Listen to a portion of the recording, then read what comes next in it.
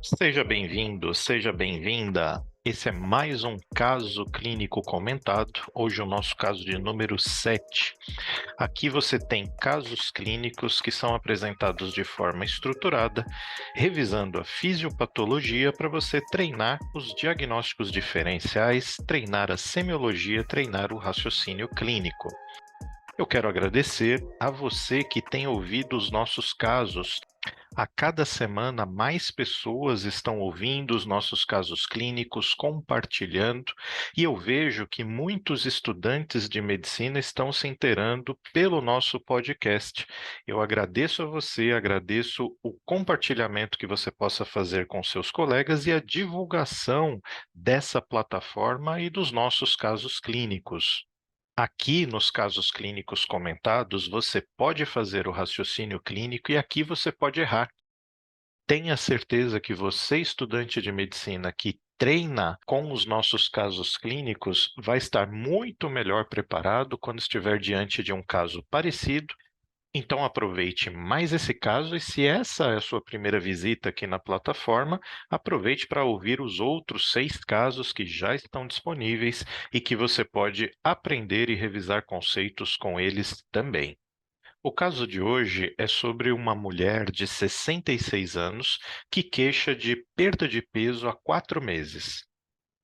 Essa paciente é uma enfermeira aposentada e ela procurou o clínico geral com uma história de 4 meses com cansaço, uma leve falta de ar aos esforços e uma perda de peso, que ela quantificou de 71 quilos para 65 quilos, nesse período de 4 meses.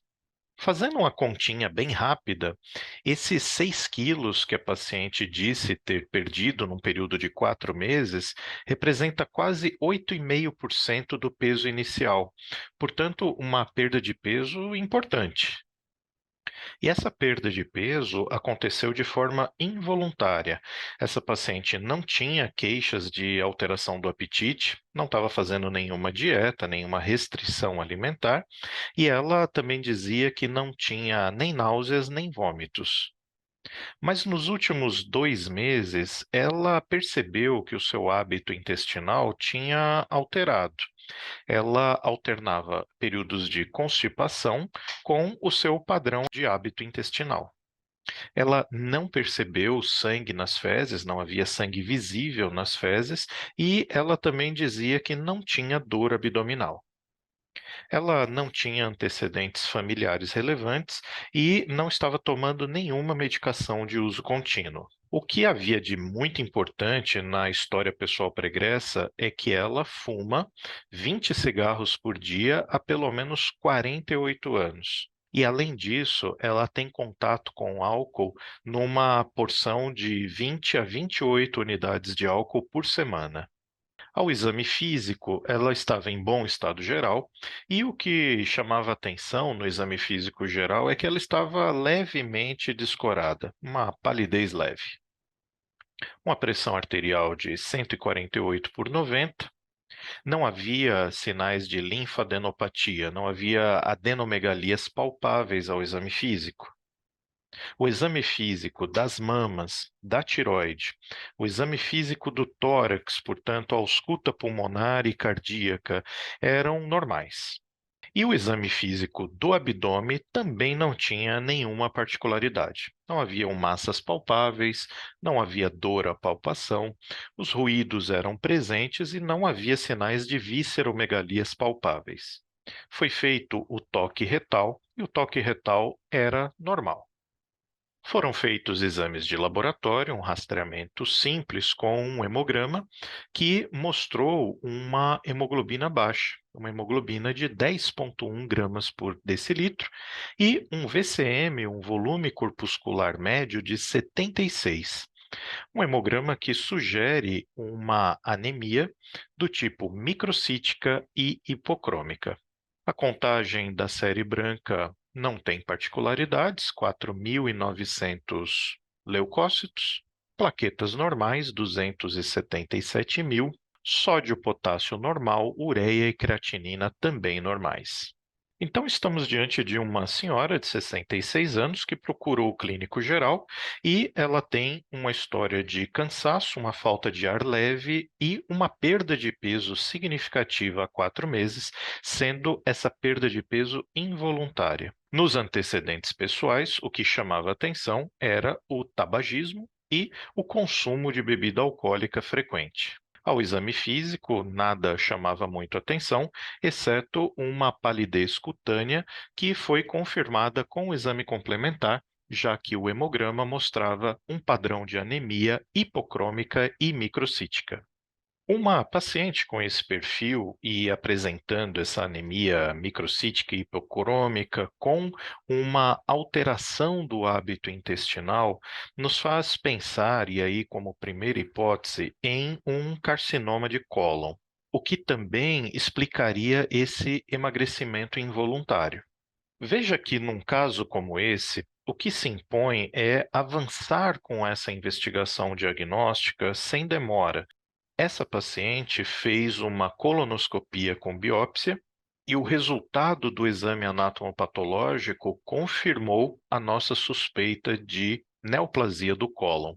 Foi feita uma radiografia do tórax que não mostrou nenhuma imagem sugestiva de metástase pulmonares e uma ultrassonografia do abdômen que não mostrou linfadenopatias intraabdominais ou metástases hepáticas. Para essa paciente foi feita uma colectomia no sigmoide e uma anastomose do tipo término terminal. O exame histológico do pós-operatório mostrou um tumor classificado como T1, o que traz um prognóstico favorável para essa paciente.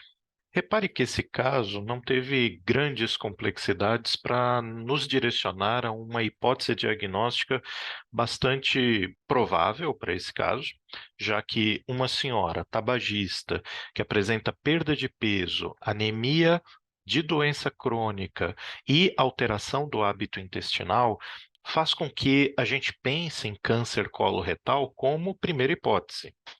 Ele é uma causa importante de morte por neoplasia e nós estamos vendo que os casos estão aumentando em frequência e cada vez em pacientes mais jovens. Quase todos os cânceres coloretais são adenocarcinomas e eles tendem a formar massas exofíticas volumosas. Os cânceres coloretais, na sua maioria, surgem da transformação maligna de um pólipo adenomatoso. Por isso é tão importante que na colonoscopia feita de rotina ou frente a uma queixa do paciente, que esses pólipos, quando encontrados, eles sejam valorizados e sempre seja feito estudo anatomopatológico. Quais são os fatores de risco para o câncer coloretal? A idade é um dos fatores de risco. A incidência do câncer coloretal, ela aumenta após os 45 anos de idade e 90% dos casos acontecem em pessoas acima de 50 anos de idade. História familiar também pode aumentar o risco de câncer coloretal. Uma história de câncer ou de pólipos adenomatosos é um dos mais importantes fatores de risco para esse tipo de câncer. O risco de câncer é proporcional ao número e à idade dos familiares em primeiro grau que foram afetados por neoplasia de cólon. Doença inflamatória crônica do intestino também aumenta o risco de câncer coloretal. Fatores alimentares, como dietas ricas em gordura e carne vermelha, estão associadas a um risco aumentado dos adenomas e do câncer coloretal. Enquanto dietas ricas em frutas, vegetais e fibras são associadas a um menor risco, a um fator protetivo. Em relação aos sinais e sintomas, muitos tumores dessa natureza, eles podem ser assintomáticos, mas alguns deles podem ser detectados pela presença de sangue oculto nas fezes. A perda crônica de sangue, nesses casos, ela pode causar uma anemia ferropriva, que é manifestada também por fadiga e fraqueza. O exame físico, geralmente, ele é normal, exceto quando a doença já está avançada. No caso da nossa paciente, o exame físico do abdômen não chamava atenção. Em relação aos exames de laboratório, o hemograma ele deve ser feito em todos os casos à procura de sinais de anemia. Se o paciente tiver provas de lesão hepáticas transaminases elevadas nos exames de laboratório, isso faz aumentar a suspeita de que exista metástase hepática. O exame CEA, o antígeno cársino embrionário, ele deve ser medido em todos os pacientes com câncer coloretal que já foi diagnosticado pela colonoscopia, mas ele não é um exame adequado para rastreamento. Um nível de CEA pré-operatório elevado, ele é um indicador de mau prognóstico. A colonoscopia é o procedimento de escolha para os pacientes que tenham uma história clínica sugestiva de câncer de cólon, ou em pacientes com anormalidade suspeita de câncer e em outros exames radiográficos. A colonoscopia permite a biópsia no momento do exame, e aí você consegue fazer a confirmação patológica da malignidade. Outros exames de imagem, como a tomografia do tórax, do abdômen e da pelve, eles são úteis para um estadiamento pré-operatório, mas não para o diagnóstico do tumor em si. E aqui cabe falar a respeito do rastreamento desse tipo de câncer. Ele é um câncer muito interessante para se fazer o rastreamento, porque ela é uma doença comum e fatal em quase 50% dos casos, mas é curável se detectada num estágio precoce. Além disso, a maioria dos casos surge de pólipos adenomatosos e é demonstrado que a remoção desses pólipos previne a maioria dos cânceres.